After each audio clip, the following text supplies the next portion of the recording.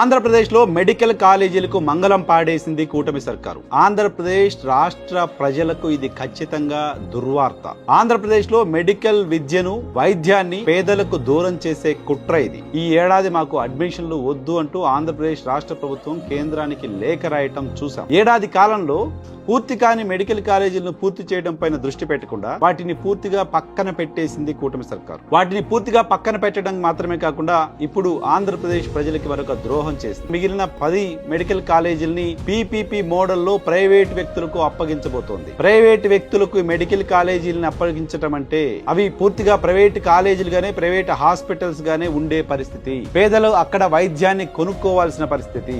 Medical కాలేజీలకు సంబంధించిన అడ్మిషన్లు కోసం అక్కడ సీట్లు పొందే విద్యార్థులు నష్టపోయే ప్రమాదాన్ని ఆంధ్రప్రదేశ్ రాష్ట్ర ప్రభుత్వం ఊహించలేకపోతుందా? ఇది ఏ రకంగా ఆంధ్రప్రదేశ్ ప్రజలకు మేలు చేసినట్లు అనే విషయం ఆంధ్రప్రదేశ్ రాష్ట్ర ప్రభుత్వం చెప్పలేకపోతుంది. వైద్య విద్య చదవాలనుకునే విద్యార్థులకు ఏం చెప్పదలుచుకుంటున్నారు? ఓ పక్క ప్రభుత్వ రంగంలో ఉన్న మీరు చేస్తున్న ఈ తప్పు కారణంగా ప్రజలు దశాబ్దాల పాటు ఇబ్బందులు ఫేస్ చేయాల్సి వస్తుంది, వైద్యానికి దూరం కావాల్సి వస్తుంది. పైగా గతంలో చాలా నీతులు చెప్పారు. ఈ రోజు వచ్చి మొత్తం కాలేజీలు గుంపగుత్తగా ప్రైవేట్ వ్యక్తులకు అప్పగించేస్తున్నారు.